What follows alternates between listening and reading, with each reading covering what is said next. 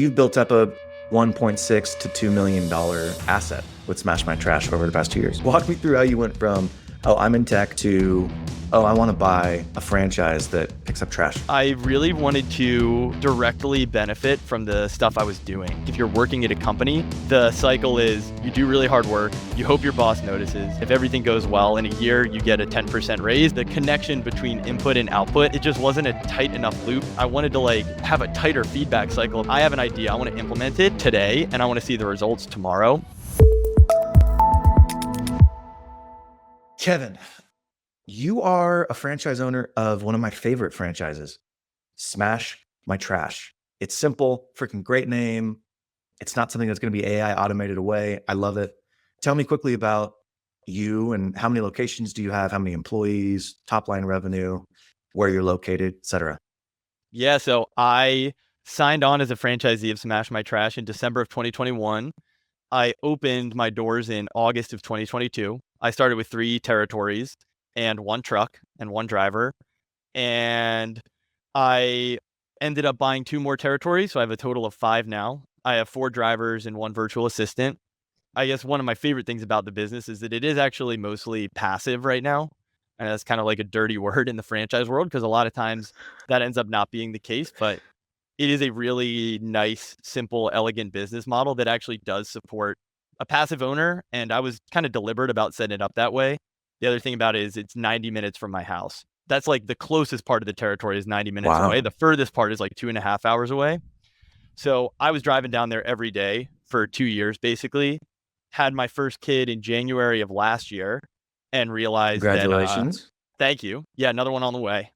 And realized I can't be driving down to Salinas, California every day and coming back at night. And so I had to think even more about how to make it somewhat passive. And at this point, I spend, I'd say no more than about an hour a day on it, answering calls from drivers, handling emails, collecting payment, things like that. But it's a really great business. Like you said, there's a lot to like about it. Yeah, so you have 5 territories, 5 locations, 4 trucks. 3 trucks, 4 drivers. 3 trucks, I'm sorry. What's like monthly top line revenue? It fluctuates. So we are seasonal. Not every Actually, I think we are more seasonal than any other Smash My Trash franchise. So in That's summer, weird because you would think California is like pretty steady. Yeah, so a lot of our customers are agricultural. And the way it works is when you go to the grocery store or anywhere and buy lettuce, there's a good chance it comes from my Smash My Trash territory, Central California. It's like the lettuce capital of the world. And what these companies do is they do all of their operations and harvesting in California between April and November, and then they move their operations to Arizona in the winter. So yeah, there's a seasonal component to it. So in May, I think we'll do around 105,000 in top line. And then in the slower part of the year, that goes down to maybe 70K. And then what it amounts to at the end of the year is about 1 million top line. I just don't think people realize how big California is and how, I guess, varied the industries are. I think at one point it might still be this, but like it was the 5th largest economy in the world. It's the largest produce producer, definitely in the United States. I was telling my son, I'm like, because I grew up in Sacramento, we used to have rice paddies because the Delta floods in the valley, it floods every single year, and they use those floods obviously to grow a bunch of crops. It's nuts. It's just nuts how much is actually produced in California. That makes sense. Ton of agriculture. Yeah. Yep. Are you from California? I'm not. I'm originally from Florida, actually. I've moved around a bunch, followed my now wife out here, and I've been out in California since 2017. What were you doing before Smash My Trash? I was working at tech startups. Oh, okay. So you were like in the Valley, Silicon Valley. Yeah, I was doing that whole thing. Yeah, the Bay Area tech thing. I worked at Salesforce, and then I went to go work at 2 smaller startups and really learned how companies grow, but didn't love it at a certain point. I kind of had the version of the entrepreneurial bug where I wanted to have direct control over outcomes and kind of be able to pull on all the different levers. And what I found working at startups is as part of the early team, you get to do that. And then as you raise new rounds of funding, they just bring in executives and your role just naturally kind of narrows. And the bet is if I have a 20-year career, I hopefully pick a winner and I'll eventually rise to a position where I can actually make decisions and do fun stuff. I realized if I just went and worked at a smaller thing that I owned completely, I'd be able to like have that type of fun that I wanted to have and like directly reap the benefits. What were you doing? Were you in sales? Were you an engineer? Were you in product? Like, what was your role? I kind of bounced around. So I was a sales engineer, which is basically like your job is to partner up with the sales rep and explain how the product works. You're like a translator. Yeah, it's kind of like a translator. I was like, Yeah. my goal was to like I would like do product demos. And then I was in marketing, I was in product, I was in product marketing. I worked on pricing. I worked on like the product led growth, like freemium and like free trial type of stuff. So I did get to dabble a bit. How much were you making before you left? I made different amounts at different points. So the most I was making was like 250K. I went down to go work at like a more of a earlier stage equity thing, and I Yeah, think more there I was making equity, like less. 170K. None of that sounds like managing trash. So walk me through how you went from, oh, I'm in tech, I understand tech, product, pricing, even the technical side of things, to, oh, I want to buy a franchise that picks up trash. I really wanted to directly benefit from the stuff I was doing. And I felt like it's not a reflection of tech or the companies that I was working at in particular. I feel like if you're working at a company, the cycle is you do really hard work, you hope your boss notices, you try to make a case, and if everything goes well in a year, you get a 10% raise and like maybe an equity grant that then vests over 4 years. And it's like the connection between input and output and like reward back, it just wasn't a tight enough loop. June 26th, 1 p.m. Eastern, you, me, live webinar with my friend Connor Gross, who I asked to come on and talk about all things franchises. We're going to talk about how much franchises really make, how to find the right one, what to avoid. It's totally free, but seats are limited because I'm trying to get it really intimate so you can ask as many questions as possible. I've gotten a ton of questions from you about franchises, so I thought, why not bring on an expert? I'll see you then. Link in bio. I'm like a business nerd, like I feel like you are. I felt like no matter what I was doing, like there was some ceiling on what I was able to, I mean, from a monetary side, like earn for myself, but also like I wanted to like have a tighter feedback cycle of like, I have an idea, I want to implement it today and I want to see the results tomorrow. And I felt like working for myself would be a more fun way to do that, even if I was making the same or less. And I could just kind of work whenever I wanted. Why not, do the tech thing? Start a tech company, have a tech product, something that you have control over. Like you swung the total other way to the other end of the spectrum. How did you get there? There's a bunch of reasons. One big one was I saw these people who ran these companies that like the people that started these companies that I was working for, and they are like savants. And I was like, okay, I could compete with these guys who are crazy and like live in 10-person houses and have like 200 IQs and are just like a different level. I became interested in plays that allowed me to just translate as best as I could, just like raw brute force effort and work into cash flow. And I think that in the tech world, there's a high upside, like power law dynamic where like the top 2% of people are the winners. And I just don't feel like I'm a top 2% person. And I do think I'm a hard Wow. worker and I'm willing to just like pound the pavement. And I was really Wow. attracted to that line between like the directness of working hard to just like reaping a reward. And Smash My Trash, I'll tell you, and we'll talk more about it, is a perfect example of that. It's a no-brainer value proposition. You just got to go make it happen. I think you have a quality that either you're born with or you get beaten into you. To be able to recognize what you just said, it's like, I'm not a top 2%. It's difficult. It's not innate. Is that something that you feel like, hey, I'm lucky it was a God-given attribute, or was that something that was kind of beaten into you over time as you like, I tried to be a top 2%, but man, I lost. Yeah. Well, I mean, like the awareness that I'm not a top 2% person was like front and center every day working at these startups and like listen to like hearing these engineers talk and like watching them operate. Cause like the people who started these companies are engineers first and they've learned how to run a business. It's like, all right, that's crazy. But then like the willingness to go do it, I think was partially, I realized like in the venture world, like the investors win because they spread their investments out and it makes sense. Like VCs get a great return over a period of time. Founders get like a great risk adjusted return because like it's a high upside. And even if you fail, like you've raised money, you make connections, you get like the status of it. But as an employee at these venture backed companies, like with a 4-year vest, you have a finite career to pick a winner. So it's like if you're doing 4-year vests, in 24 years, you have 6 companies. And if one of them isn't the winner, or if your last one's the winner, like that's when you make your big return. I felt like even I couldn't put my all into working at these companies if I was unsure that I was going to be able to like ever reap the benefit of it. What an interesting and just self-aware assessment, man. That is fascinating. I would say, just talking to you for 10 minutes, you're a top 2% mind from, around the world. But when I you get into appreciate a that. place where there's a concentration of like top 0.5% minds, then yeah, of course you're like, oh man, I'm not in the top tier here. Just it's like playing in the NBA. You got there because you were the smartest, you were the best kid in high school, you were an all-American in college, and then you get to the NBA and you're like, oh, I'm just a bench player, but Yeah. you're still one of the best players in the world. It just happens to be you're competing with LeBron James for a starting spot.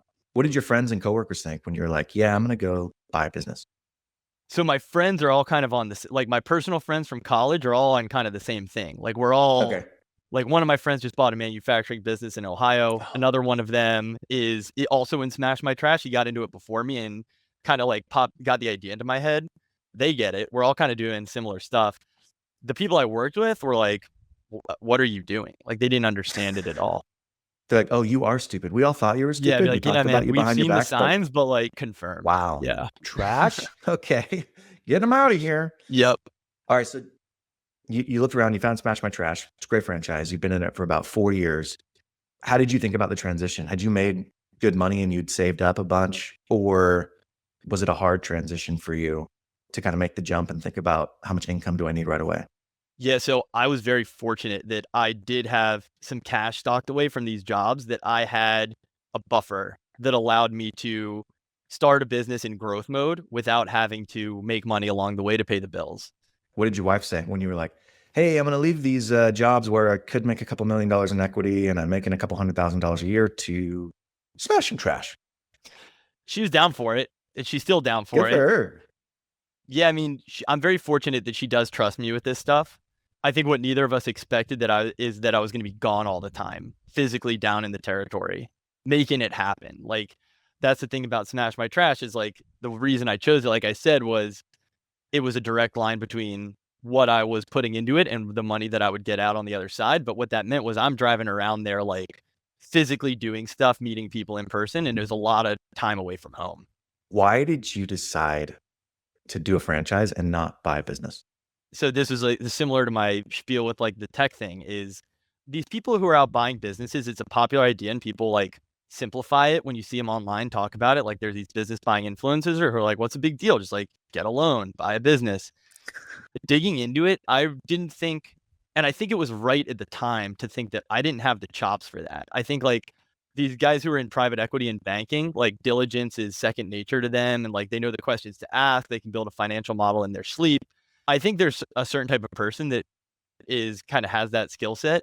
And I was right to think I didn't have it. Now, I think it's possible that I could have started a non-franchise business, but the franchise seemed like something more like a sure thing. Like I thought it was more of a sure thing than I realize now. Like it was more risky than I realized, but at the time it felt like it was the right balance of, hey, I can start a business and de-risk it a little bit because like there's this perfectly built playbook, which is like not always totally the case. Okay, why was it riskier than you thought? So, I mean, we can get into like the idea of a franchise agreement and like there's a lot to say here, but franchise agreements are really serious things that you're signing. They're a lot of cases 10-year agreements and they have clauses in there that if you're not careful and you don't know what you're looking for can get you in hot water. Depending on the franchisor and depending on the situation, there's a couple specific ones. So there's the term of the franchise agreement, which is, a lot of times 10 years. So you're locked in for 10 years and you personally guarantee the royalties to the franchisor. So that's Wow. one. So you do Yeah. sign a PG. A different kind of PG. Yeah. So Sure. it's not like it's not a recourse loan, which I have that too. But yeah, you're personally guaranteeing a royalty stream to the franchisor, which by the way is why franchisors are amazing businesses. But there's also different contract provisions that franchisors put into these agreements that really tip the odds in their favor, and they should. It's perfectly logical. Like I think sometimes franchisors get a reputation of being kind of sharky, but one example to get specific here is minimum royalties. So what they say is we expect you to do X amount of revenue per month, and we're going to charge you either 8% of your actual revenue or some set amount, whichever is higher. Oh, So if you interesting. do less than the revenue that they quote unquote expect, you pay a much higher percent of royalties than say like the 8% that you think you're paying. Sure. Does that make sense? Yeah, it totally makes sense. I mean, Yeah. because to Steelman, their side of things, they're like, hey, we're giving you the playbook, we're giving you the infrastructure, we're training you. We need some type of a minimum return in order to justify this cost. It protects them against bad franchisees. It protects them in a Yeah. case where there were some, maybe a rich guy, maybe a lazy guy or gal Mhm. gets in there and doesn't try, and like another franchisee would have like juiced the revenue and they collect the royalty. They make it so that every franchise they sell generates a minimum amount of cash flow. And if you're ready to work, it's fine. But if you either have a bad territory or you're not going to put in the work, you can be paying effectively like 30% royalties or more. It wasn't that it was on its face riskier.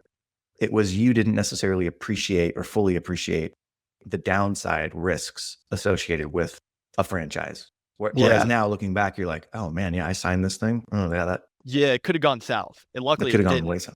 The way I think about it is like reversibility. Like I thought like, all right, we'll try it. If it doesn't work, what's the downside? And I think it was a more irreversible decision than I realized and appreciated at the time. That's a good point. So I was never in private equity, but I had sort of the private equity experience that you described. I worked for a healthcare company and I had a lot of experience buying and selling. I shouldn't even say selling, buying operations. And so I went through the diligence process. I understood what was valuable, what wasn't valuable, and how to discount things, yada, yada. And then I also operated those businesses. So when I decided to get into entrepreneurship, what did I do? I went and bought a business in the space that I knew. I wasn't like, well, I know healthcare really well. I'm going to go buy a tech SaaS company because I just had like, to me, that seemed stupid.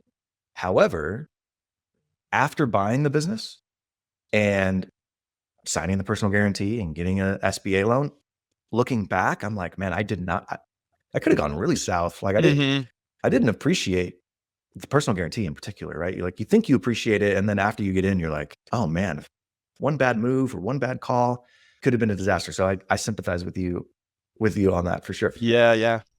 Let me ask you this question. When you were modeling it out, so when you were like, oh, I'm going to do smash my trash. And if I get in there, and I call it spreadsheet porn, because you start like putting the numbers in, you're like, oh man, yeah, if it's just a 5% growth rate per month, then like, well, I should be able to get like 20% margins at this point. $20,000 my first year. What was your projection for the first year? And what did you actually do when you got into the franchise? Yeah, it's a good point. I think this is like a thing with everybody in the entrepreneurial world of like models make things look like these like just bulletproof things that just like kick off cash and it's just automatic. And I honestly think it comes from the real estate world where like you can model a self-storage facility like that. You can model certain types of investments like that.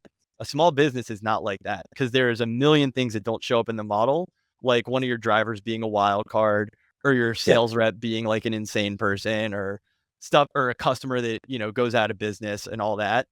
I actually, to answer your question, I can't remember what my projections were. I know I was racing to $1 million revenue run rate. And I didn't actually even have a goal of when I wanted to hit that. It ended up taking me about a year and a half. I was able to get comfortable with Smash My Trash because it is, as far as like modeling and projections go, it's fairly straightforward. When I bought the territories, I literally, paid somebody on Upwork to drop a pin on every single dumpster on Google Maps. And you can basically size your market and put in some basic assumptions and say, if the haul rates that these people pay are X, if I can close Y% of them, then my revenue is going to be Z. That's what I did. And then it was basically a matter of, to go back to the brute force, just make it happen thing. I was like, just drive to each one of those dumpsters on my map every day and like find the person I need to talk to and make the pitch. Hey, I don't know if you remember this, but when we started this podcast, we entered into a social contract. I would spend time, energy, and money producing this podcast, interviewing these individuals and giving you insights into how to build, buy, start, grow your business. And you would like, subscribe, and leave me 5-star review. Now, out of that, we both get to talk to really cool people and hear really cool insights. We both get a ton of value. But I just want to help you keep your word. So would you do me a favor? Will you go leave a 5-star review for me on Apple or Spotify? It would really help. And if you want, even share this with a friend. So I was confident that there'd be revenue there, but I did not have any sort of sophisticated projections or modeling that I was going after. How much did it cost you to buy in? About 500K total between the truck, the territory fees, and the initial working capital. Let's just say just the territory fees. Just the territories were 125K. 125. Okay, so then you invested a lot of money in working capital, Yeah. Yep. trucks, So etc. 250K truck, 125K franchise fees for the initial 3, and then the rest was working capital that I just put into the business as cash. And then about a year later, I bought 2 more territories, and that was an additional 60K. So I'm curious, like, why did you buy the 2 territories a year later? Because from your story, it was, I'm driving 90 minutes each day. I'm about to have my first kid. Like, I can't continue to do this. But then you buy 2 more territories. What was the thought process at that point? Yeah, it was part of it was I had to, and part of it was there was an opportunity and I was being opportunistic. What do you mean you had to? So it goes back to the minimum royalty thing. So I bought these 3 territories, and the 3 territories I bought were probably 6 out of 10 quality. And I think something we can maybe talk about is one of the, there's a couple things with franchises that I think are traps to watch out for. One is like minimum royalties. Another one is making sure that the territories you buy are viable. The first 3 I bought were pretty good, but I had this minimum royalty agreement signed where I knew if I was going to meet that, I needed to have more surface area of revenue that I could go get. I needed scale. So I had to go buy them. But I also was lucky that there was 2 territories contiguous to mine that ended up just being absolute gold mines of potential revenue. Were they owned by somebody at the time? They were greenfield. They were new. So I was able to just buy them from the franchisor. Oh. So did they come to you and say like, hey, these are open, do you want them? Or did you go to them and were like, I think I can get more business in this area? I went to them. Yeah. So one day I just drove out of my territory and was like, what else is out there? Like, where can I go get more customers? Where can I just add revenue? And that's where I started to go out into the sticks, into agriculture land, and realize that there was a really severe need out there for the service. So you went from 6 out of 10 locations to... I added 10 out of 10, and now I think we're at about a 8 out of 10 in aggregate. Nice. Yeah. Okay, what were the red flags that you said? The first red flag was minimum royalties. The second red flag you said was viability of a territory. Yeah. What are some other red flags that you have? Those are the 2 big ones, and I think those are true for every franchise. I think the other red flag that I look for is like, what is the actual key to success with a franchise? In Smash My Trash, it's ability and willingness to go do direct door-to-door sales yourself, or the ability to find a sales rep who can do it.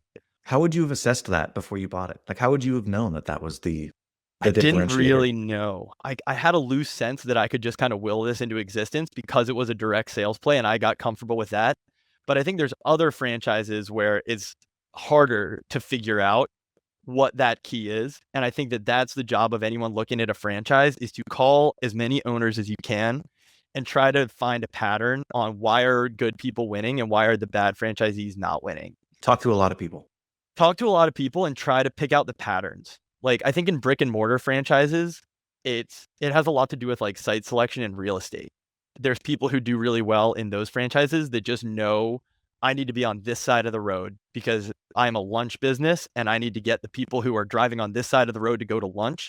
And if I put it on the other side of the road, I'm going to have half the revenue.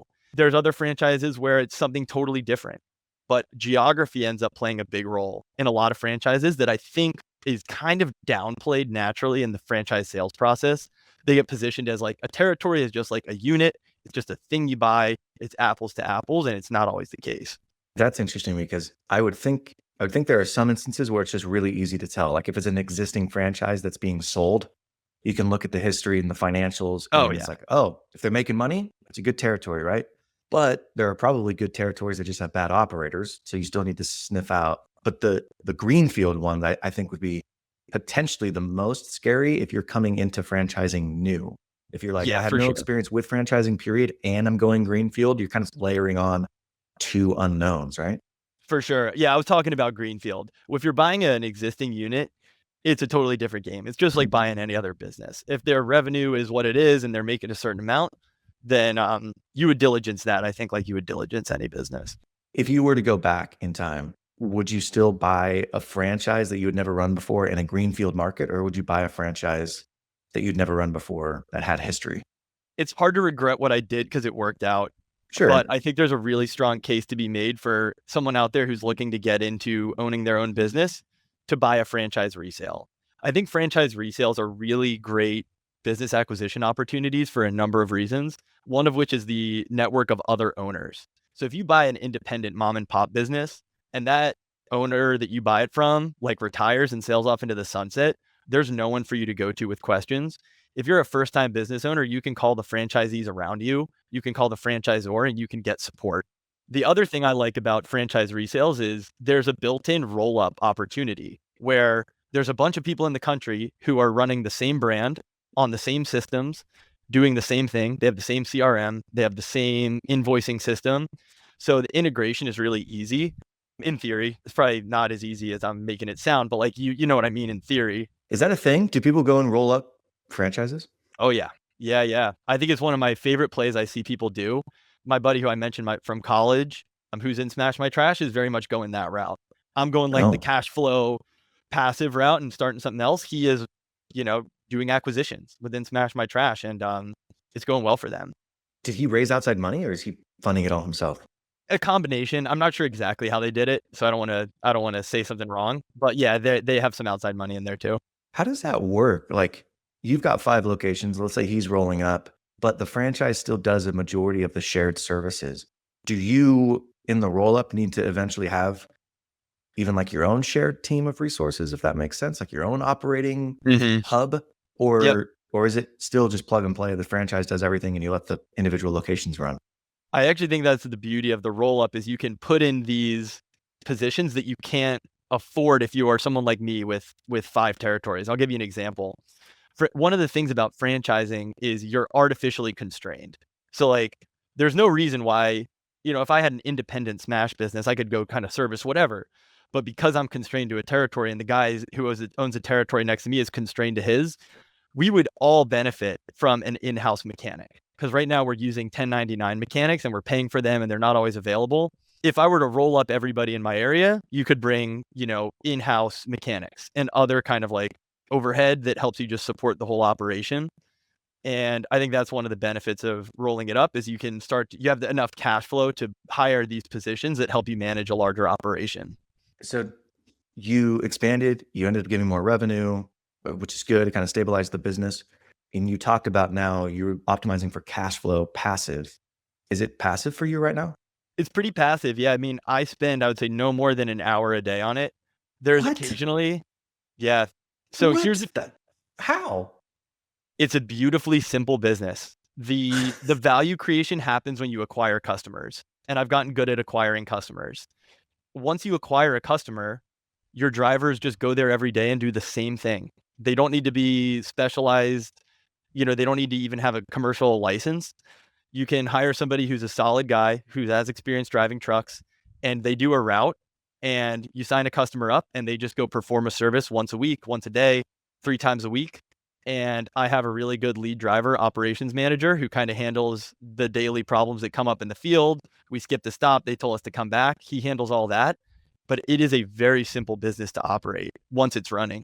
Well, because I hear $100,000 a month, $1 million business. I think small business, right? Like if it's a small business, I got to be in it, running it every day. But effectively, what you're saying is the majority of the work is getting customers, finding drivers. Once that's taken care of, it's kind of on cruise control.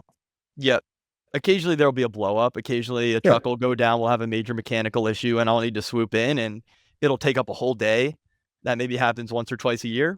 Other than that, I've tried to set up our processes and systems and some automations and a VA and like all the typical stuff that people try to do to try to make it as passive as possible. And when you're driving 90 minutes a day, it's a very strong motivator to try to get it set up. What's like a typical net income on if you're doing $100,000 a month? What are you cash flowing?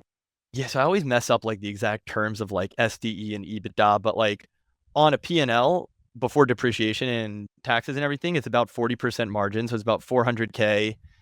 And then I pay 160K a year, 150K a year to debt service. And so I end up pocketing like 250.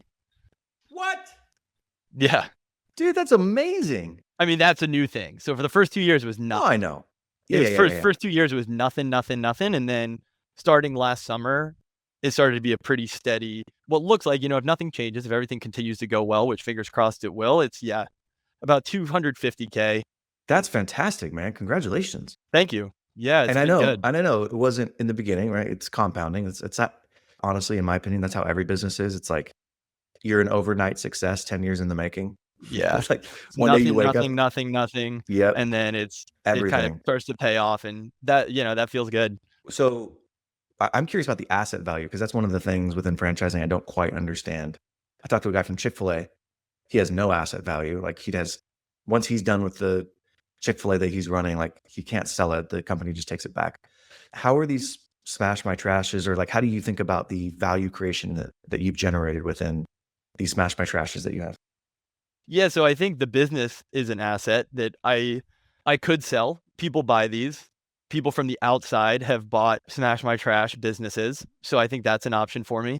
I agree. I agree. I'm curious, like, how do you value it? So if you're doing $1 million a year, 250 in, call it SDE, add back in those debt servicing, you're at $400,000.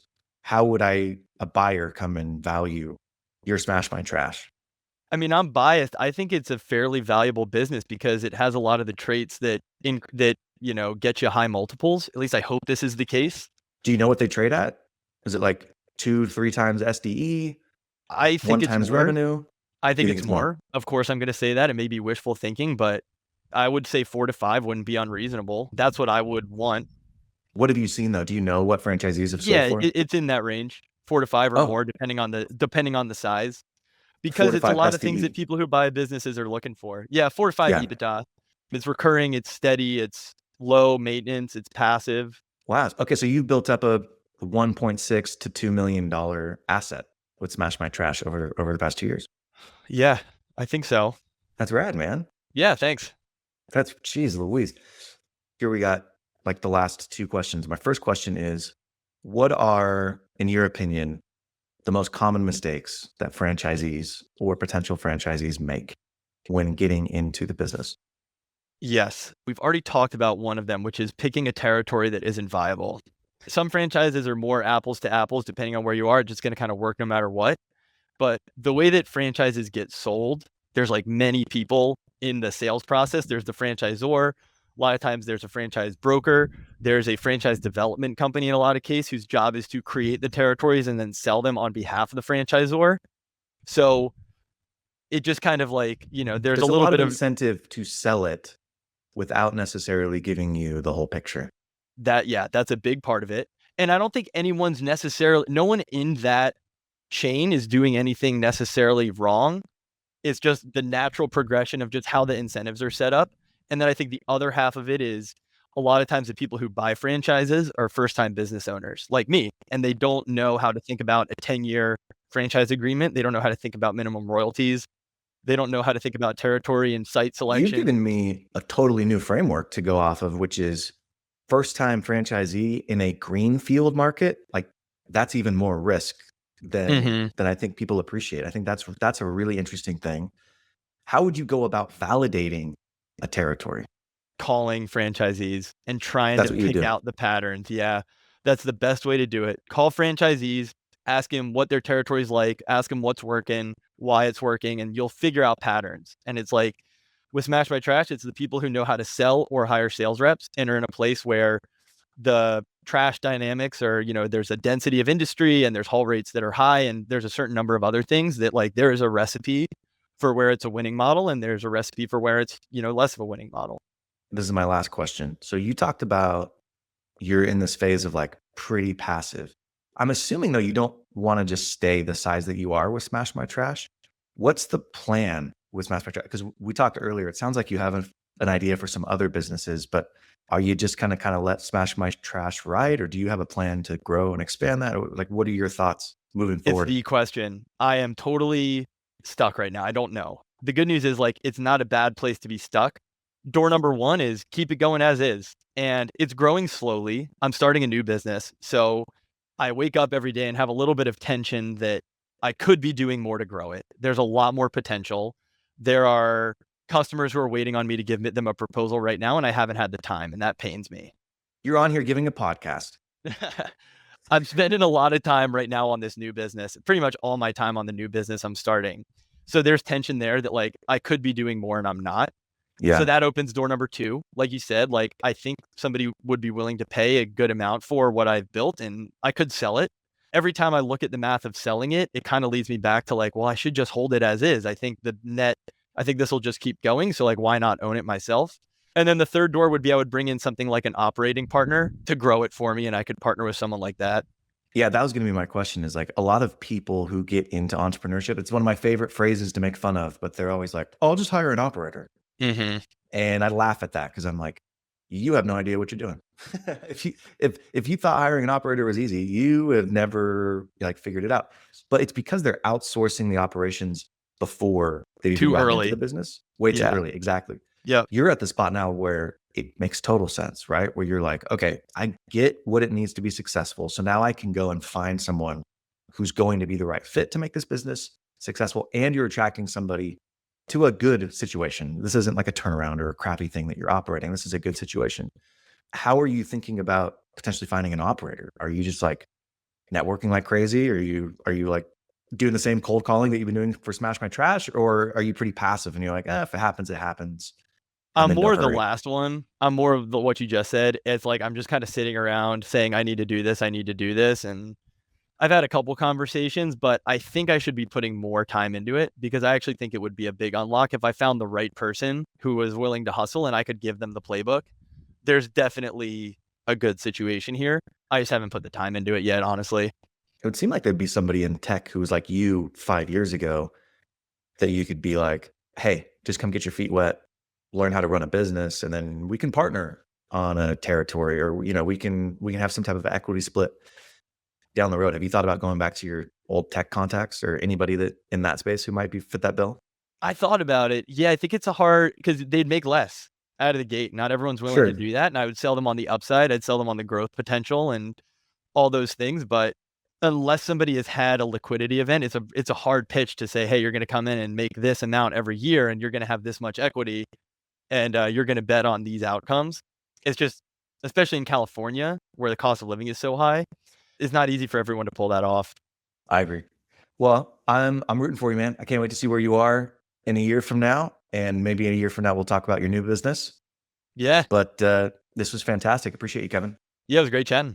All right. Hopefully you liked that episode. And if you've made it this far, you're either really committed or you're stuck doing yard work and you can't actually skip on your phone. So while I have you, the show is growing, but I have a favor to ask of you. Will you please help me grow the show? I want to reach more people. There's a couple things that you can do. Like and subscribe is the simplest thing. Obviously, you want to get notifications for when the next episode is coming out. But if you go the next step, will you leave me a review? 5-star on Spotify or Apple. What that does is it tells the algorithm that, oh, hey, this is a high value podcast because more people are leaving reviews for it, and it then pushes it out to more people. So that's why when people are like, will you like and subscribe and put a 5-star rating? It's not just to make themselves feel better. It's actually to get more exposure for the show. So if you do that for me, I would greatly appreciate it. And I'll see you next time.